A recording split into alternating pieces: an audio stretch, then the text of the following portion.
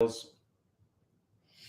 haven't been biking for a while, so this was challenging. Uh, because I broke my pinky and then also cut my middle finger, my left middle finger. So it was interesting. Riding back, you know, 11 miles or something.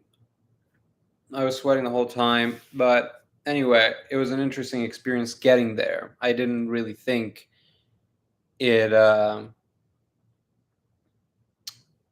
would be that far. I got there. I had the interview.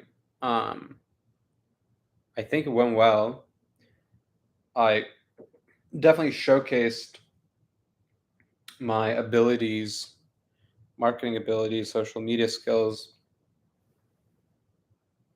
I've done some of that in the past for some people. I have some experience. Um, it went well. Then the woman who was interviewing me was kind enough to be like, "Oh, it's getting really dark right now. Are you sure you want to bike back all the way?" She was like, "I can give you a ride." So she was kind enough to do that. And so she gave me a ride back to my place, which was very nice of her. And then she asked me to send her 3 references,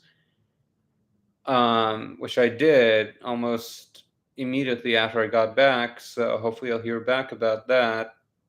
Um, yeah, I am really hopeful, really hoping to get this job. Um, I really need to get this job in some way. I don't have to, but it is important that I get this job. So, anyway, I mean, that was one thing. Then also, I had my therapy today, and I talked about how challenging it is to sort of deal with the job market, think of, getting a job that I can fulfill, I can do properly, while at the same time not selling my soul to the devil, going into the corporate world. First of all, I don't think I'd be able to really go into the corporate world. Like, I would probably last one day in there, then I would be done with it. But even if I forced myself, was able to force myself to do that, man, oh man, it would be soul killing. It would destroy my soul, my spirit, and really who I am as a person. What I mean by the corporate world is just, a job where I would have to sit behind a desk, 9 to 5. I really don't have a problem with the idea of it. The idea of it seems fine to me. And some people can do that because they really have a style or rhythm where they can bring themselves to do that. I don't think anything like that comes naturally to anyone, but some people can train themselves to do that. I've tried to do that. It's really not how I can live. Um, so yeah, something that's 9 to 5 where I have to sit down and produce work that is foreign to me, where I'm not invested, where it's not interesting, where I don't have to creatively solve a problem. I don't think I can do that. I've tried to do that in a way, and maybe I haven't experimented a lot. There is a good chance that I haven't experimented a lot with um, different work environments and different um, places to work at. That is certainly a possibility. At the same time, I do have a hesitancy, and it might be something to work on and get over. These things, I don't know if you can really get over them. You just make peace with them, and you hope that you get to a place where you can begin to be okay with it. Um, that's how I think about it. All of these things that I say, obviously, you know, it's how I think about it. Um, let's see. This job, this interview that I had, it's for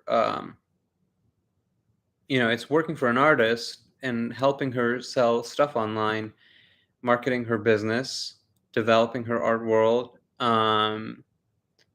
certain techniques that are required to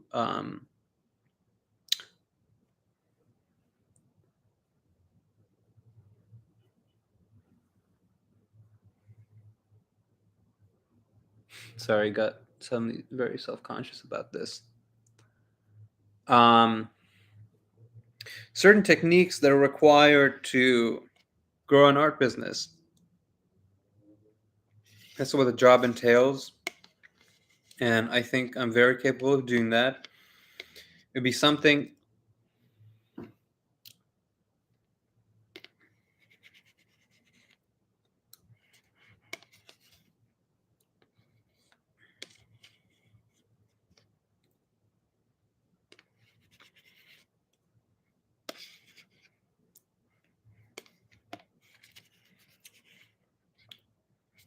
that I would find useful.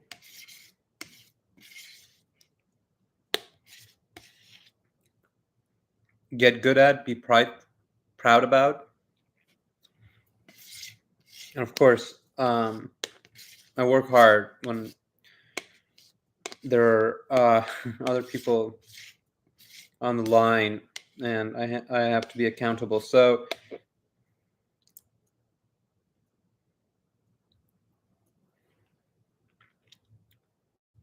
far, of the hundreds of applications that I've sent out, it seems to be one of those jobs where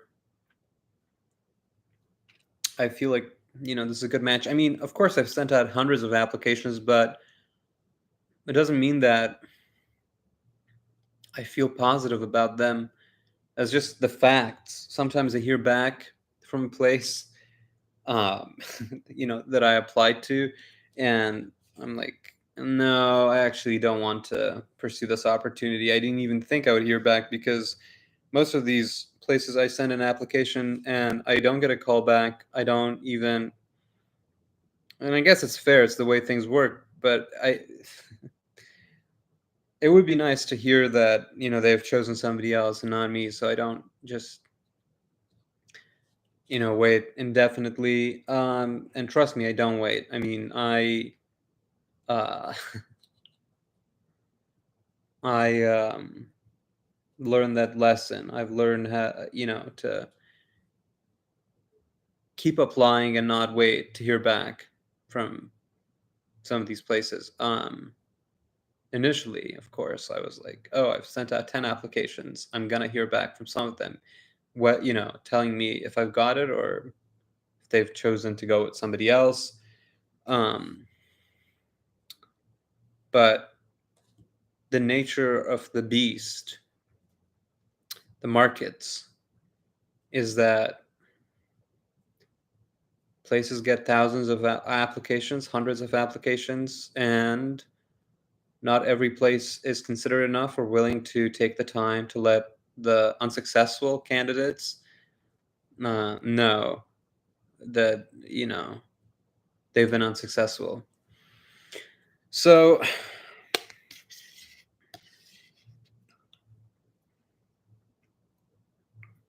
fingers crossed, get this job, sent the references. I should have asked her when she's going to let me know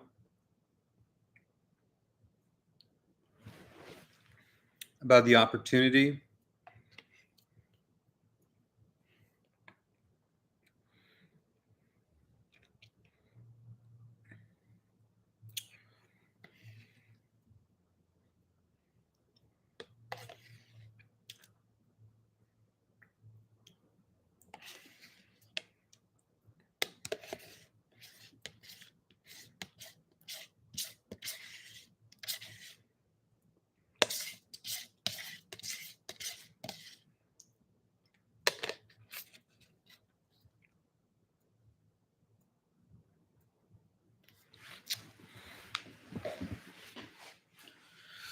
Um, what else do I have to say?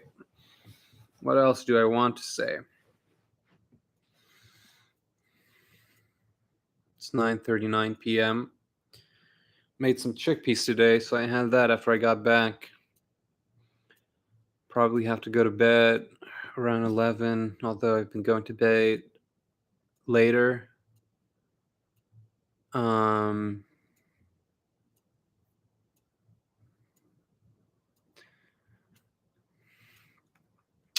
Sorry, I had to read a message there. I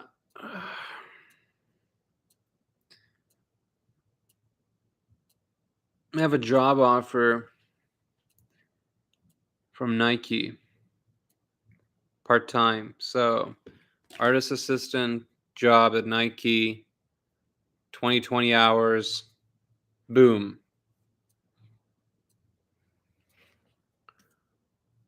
Let me do some math where we stand financially with things.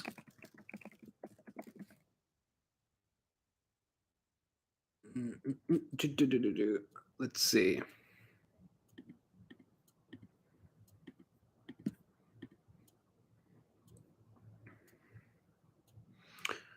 Times 4. Okay. Times, let's see.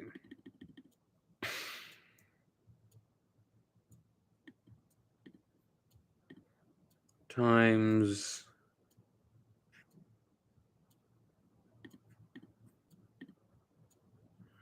times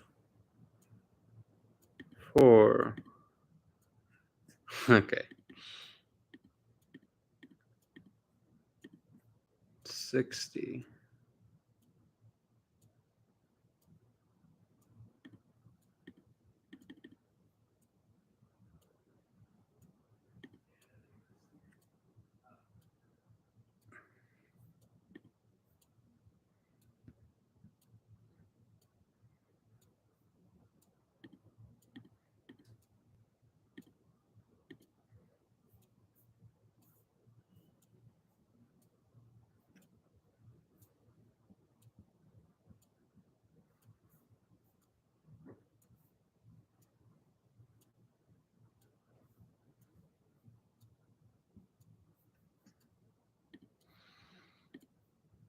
I mean, this will definitely work.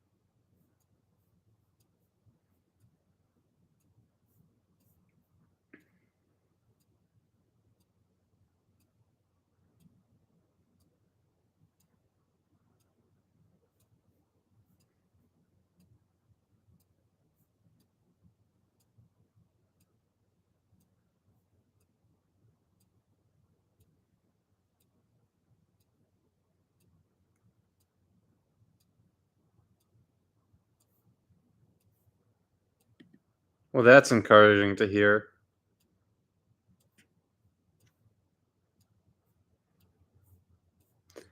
You just read an email. Um,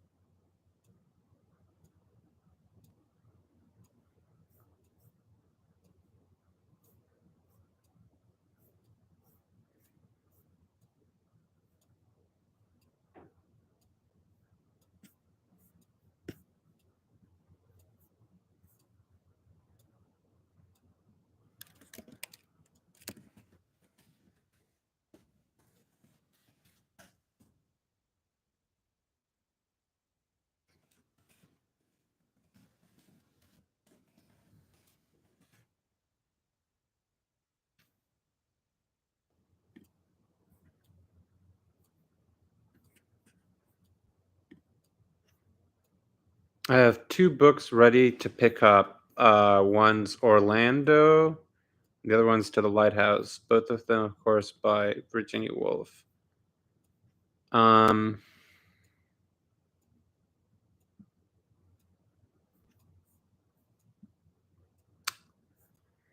yeah,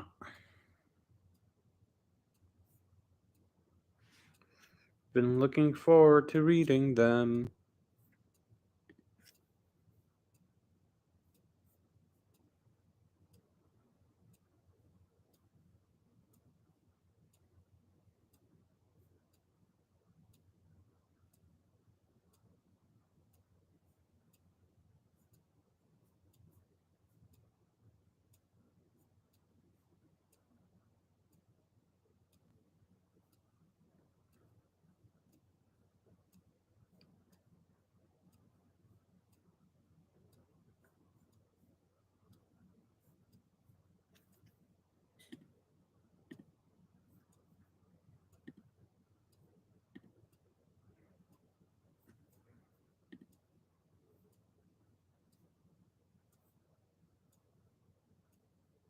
God, let's see. How do I log in? Okay.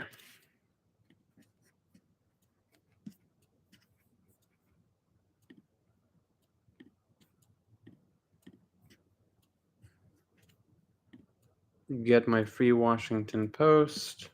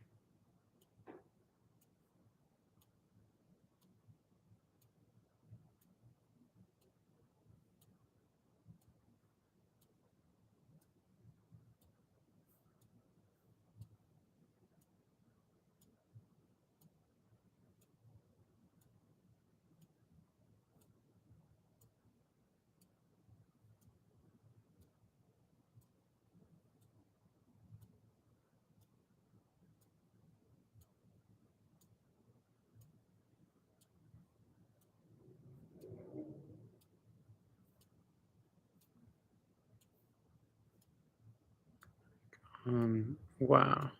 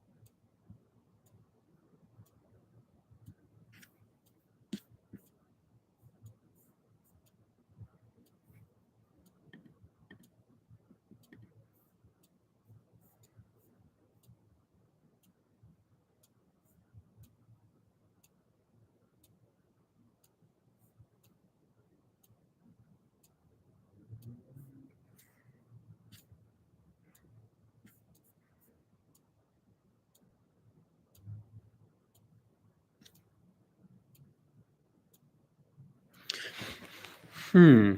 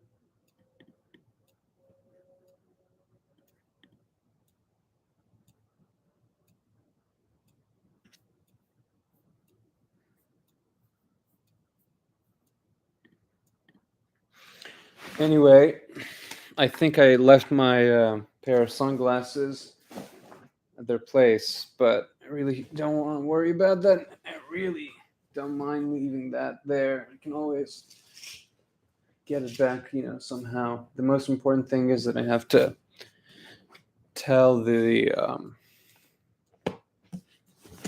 people at Panera Bread that I don't want to work there. It was nice of them to give me a chance, but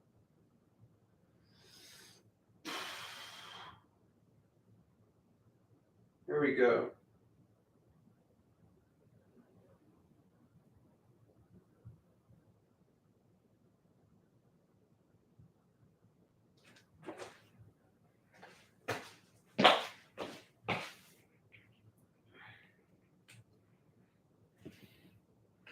Finally feels like things are turning around.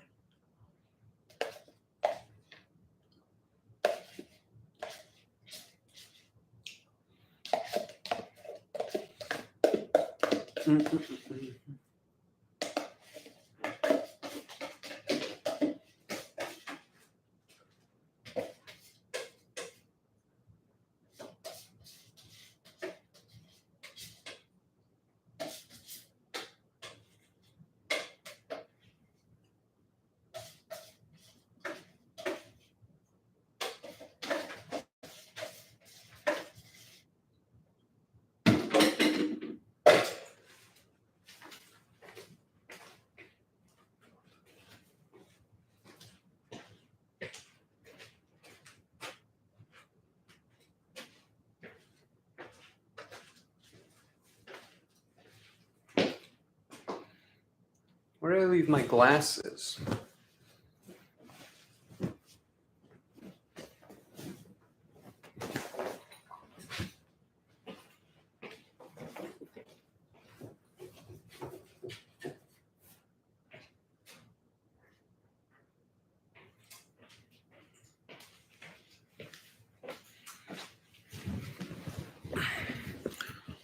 I'm going to read you some Plato.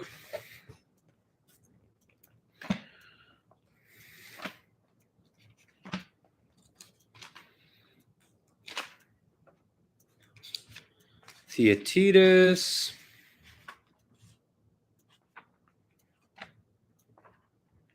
Phaedo. Statesman. Symposium. Okay, we read some Symposium today, right? Now I'm going to continue reading Symposium. Okay. Where did I stop reading?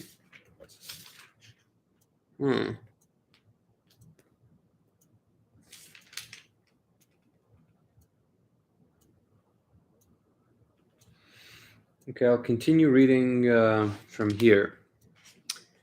This is line 192, section C. And so, when a person meets the half that is his very own, whatever his orientation, whether it's to young men or not, then something wonderful happens. The two are struck from their senses by love, by a sense of belonging to one another, and by desire, and they don't want to be separated from one another, not even for a moment. These are the people who finish out their lives together and still cannot say what it is they want from one another. No one would think it is the intimacy of sex. The mere sex is the reason each lover takes so great and deep a joy in being with the other. It's obvious that the soul of every lover longs for something else. His soul cannot say what it is, but like an oracle, it has a sense of what it wants, and like an oracle, it hides behind a riddle. Suppose two lovers are lying together, and Hephaestus stands over them with his mending tools, asking, "What is it you human beings really want from each other?" And suppose they're perplexed, and he asks them again, "Is this your heart's desire, then, for the two of you to become parts of the same whole, as near as can be, and never to separate day or night? Because if that's your desire, I'd like to weld you together and join you into something that is naturally whole, so that the two of you are made into one. Then the two of you would share one life as long as you lived, because you would be one being, and by the same token, when you died, you would be one and not two in Hades, having died a single death. Look at your love and see if this is what you desire. Wouldn't this be all the good fortune you could want? Surely you can see that no one who receives such an offer would turn it down. No one would find anything else that he wanted. Instead, everyone would think he'd found out at last what he always wanted, to come together and melt together with the one he loves, so that one person emerged from two. Why should this be so? It's because, as I said, we used to be complete wholes in our original nature, and how love is the name for our pursuit of wholeness, for our desire to be complete. Long ago we were united, as I said, but now the god has divided us as punishment for the wrong we did him, just as the Spartans divided the Arcadians. So there is a danger that if we don't keep order before the gods, we'll be split in two again, and then we'll be walking around in the condition of people carved on gravestones in bas relief, sawn apart between the nostrils like half dice.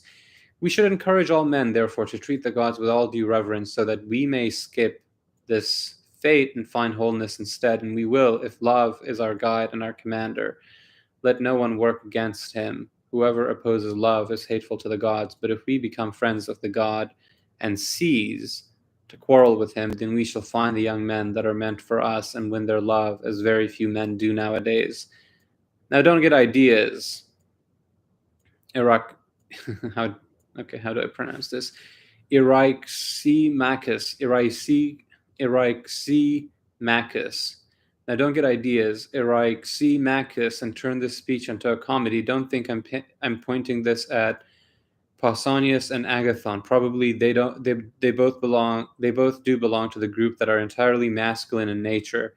But I'm speaking about everyone, men and women alike, and I say there is just one way for the human race to flourish. We must bring love to its perfect conclusion, and each of us must win the favors of his very own young man so that he can recover his original nature. If that is the ideal, then, of course, the nearest approach to it is best in present circumstances, and that is to win the favor of young men who are naturally sympathetic to us. If we are to give due praise to the God who can give us this blessing, then we must praise love. Love does the best that can be done for the time being. He draws us towards what belongs to us. But for the future, love promises the greatest hope of all. If we treat the gods with due reverence, he will restore to us our original nature, and by healing us, he will make us blessed and happy. That, he said, is my speech about love. Eryximachus. It is rather different from yours, as I begged you earlier. Don't make a comedy of it. I'd prefer to hear what all the others will say, or rather what each of them will say, since Agathon and Socrates are the only ones left. I found your speech delightful, said Eryximachus, so I will do as you say. Really, we've had such a rich feast of speeches on love that if I couldn't vouch for the fact that Socrates and Agathon are masters of the art of love, I'd be afraid that they'd have nothing left to say. But as it is, I have no fears on this score. Then Socrates said, that's because you did beautifully in the context. In the contest. Eryximachus. There has to be a better way to say this. Eryximachus. Eryximachus. I think that's the way to say it. But if you ever get in my position, or rather the position I'll be in after Agathon's spoken so well, then you'll really be afraid. You'll be at your wits' end, as I am now. You're trying to bewitch me, Socrates, said Agathon, by making me think the audience expects great things of my speech, so I'll get flustered. Agathon, said Socrates, how forgetful do you think I am?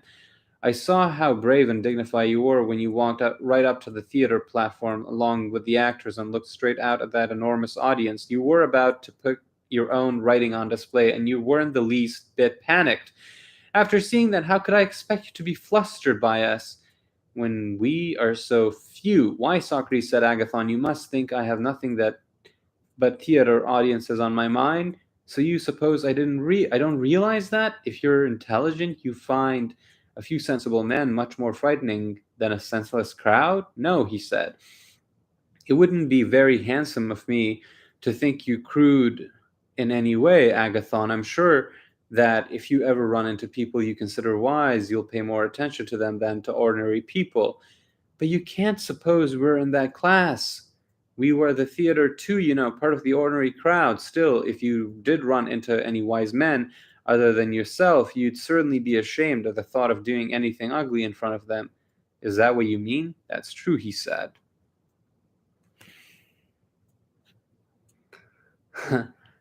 On the other hand, you wouldn't be ashamed to do something ugly in front of ordinary people. Is that it? At that point, Phaedrus interrupted. Agathon, my friend, if you answer Socrates, you'll no longer care whether we get anywhere with what we are doing here, so long as he has a partner for discussion, especially if he's handsome now. Like you, I enjoy listening to Socrates and discussion, but it is my duty to see to the praising of love and to exact a speech from every one of this group. When each of you two has made his offering to the god, then you can have your discussion. You're doing a beautiful job, Phaedrus, said Agathon. There's nothing to keep me from giving my speech. Socrates will have many opportunities for discussion later. I wish first to speak of how I ought to speak, and only then to speak. In my opinion, you see, all those who have spoken before me did not so much celebrate the god so as congratulate human beings on the good things that come to them from the god, but who it is who gave these gifts, what he is like. No one has spoken about that now. Only one method is correct for every praise, no matter whose. You must explain what qualities in the subject of your speech enable him to give the benefits for which we praise him. So now, in the case of love, it is right for us to praise him first for what he is, and afterwards for his gifts. I maintain then that while all the gods are happy, love, if I may say so without giving offense, is the happiest of them all, for he is the most beautiful and the best. His great beauty lies in this. First, Phaedrus, he is the youngest of the gods. He proves my point himself by fleeing old age and headlong flight. Fast moving though it is, that's obvious, it comes after us faster than it should. Love was born to hate old age and will come nowhere near it. Love always lives with young people and is one of them. The old story holds good that like is always drawn to like. Wow, this is actually a great line. Love always lives with young people and is one of them. The old story holds good that like is always drawn to like. Reminds me of Shakespeare's As You Like It for some reason. And though on many other points I agree with Phaedrus, I do not agree with this, that love is more ancient than Cronus huh and Iapetus. No, I say that he is the youngest of the gods and stays young forever. Those old stories Hesiod, is that how I say it? Hesi Hes Hesed no, Hesiod. Hi there. Jesus Christ. Hesiod and Parmenides tell about the gods, those things happen under necessity, not love, if what they say is true. For not one of all those violent deeds would have been done, no castrations, no imprisonments, if love had been present among them. There would have been peace and brotherhood instead, as there has been now, as long as love has been king of the gods. So he is young, and besides being young, he is delicate. It takes a poet as good as Homer to show how delicate the god is. For Homer says that mischief is a god, and that she is delicate. Well, that her feet are delicate anyway. He says, hers are delicate feet, not on the ground. Does she draw nigh? She walks instead upon the heads of men. This is from book. What is IX? Roman numerals. Let's see. 9. Right, so that's book 29, lines 92 to 93. I see. A lovely proof, I think, to show how delicate she is. She doesn't walk on anything hard. She walks only on what is soft. We shall use the same proof about love then to show what he is delicate, to show that he is delicate, for he walks not on earth, not even on people's skulls, which are not really soft at all, but in the softest of all the things that are, there he walks. There he has his home, for he makes his home in the characters, in the souls of gods and men, and not even in every soul that comes along. When he encounters a soul with a harsh character, he turns away, but when he finds a soft and gentle character, he settles down in it. Always then he is touching with his feet and with the whole of himself what is softest in the softest places. He must therefore be most delicate. He is youngest then, most delicate. In addition, he is a fluid, supple shape, for if he were hard, he would not be able to enfold a soul completely or escape notice when he first entered it or withdrew. Besides, his graceful good looks prove that he is balanced and fluid in his nature. Everyone knows that love has extraordinary good looks, and between ugliness and love there is unceasing war. And the exquisite coloring of his skin, the way the god consorts with flowers, shows that, for he never settles in anything, be it a body or a soul, that cannot flower has lost its bloom. His place is wherever it is flowery and fragrant. There he settles, there he stays. Enough for now about the beauty of the god, though much remains still to be said. After this we should speak of love's moral character.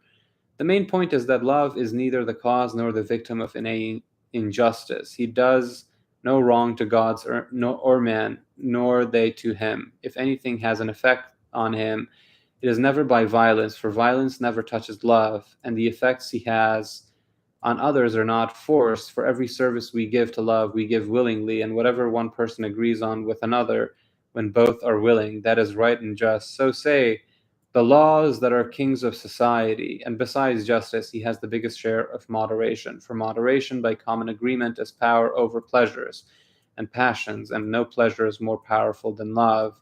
That if they are weaker, they are under the power of love, and he has the power. And because he has power over pleasures and passions, love is exceptionally moderate. And as for manly bravery, not even Ares can stand up to love, for Ares has no hold on love, but love does on Ares. Love of Aphrodite, so runs the tale. But he who has hold is more powerful than he who is held. And so, because love has power over the bravest of the others, he is bravest of them all. Now I have spoken about the god's justice, moderation, and bravery. His wisdom remains. I must try not to leave out anything that can be said on this. In the first place, to honor our profession as Eryxamachus did his, the god is so skilled a poet that he can make others into poets. Once love touches him, anyone becomes a poet, however uncultured he had been before. And that's a reference to Euripides. Steniboia, fragment 666. Wow, the devil's number, right?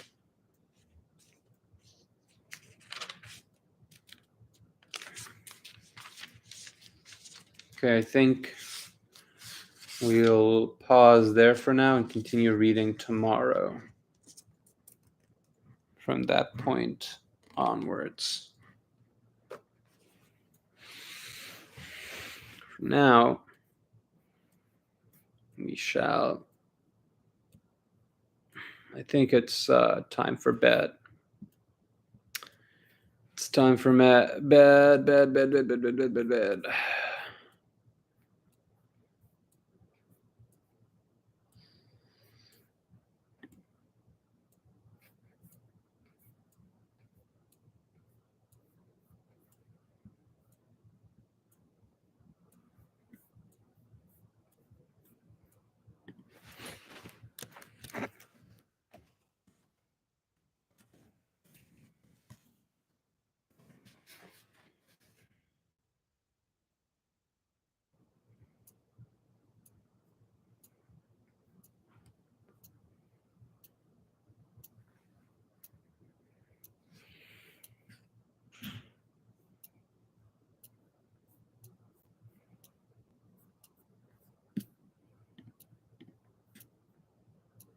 All right, I'll end the live stream here, but we'll continue.